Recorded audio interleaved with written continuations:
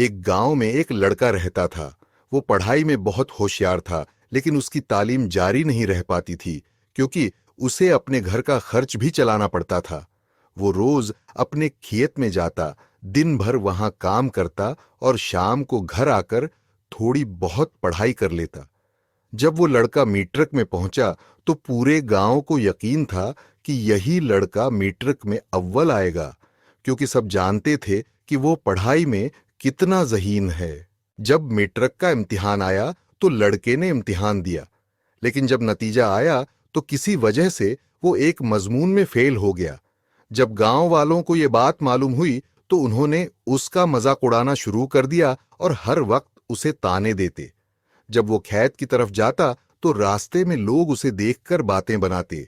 ये सब सुनकर लड़का बहुत परेशान हो गया और उसने अपने उस्ताद को ये बात बताई। उस्ताद ने उसे कहा, एक बड़ा सा बर्तन लो, उसे दूध से भर लो और जब तुम रास्ते से गुजरो तो ख्याल रखना कि एक भी कतरा जमीन पर न गिरे। लड़के ने वैसा ही किया। जब वो दूध से भरा हुआ बर्तन लेकर रास्ते से गुजरा तो उसका सारा ध्यान इस बर्तन पर था कि दूध का एक भी कतरा न गिरे। उस दौरान वो लोगों की बातें और आवाजें सुन ही नहीं पाया। वो इतने ध्यान से चल रहा था कि उसका मुकम्मल ध्यान सिर्फ अपने काम पर था। इस कहानी से हमें यह सीखने को मिलता है कि हमें अपने काम पर इतना ध्यान रखना चाहिए कि इर्द गिर्द की मनफी बातों और लोगों के तानों का हम पर कोई असर न हो।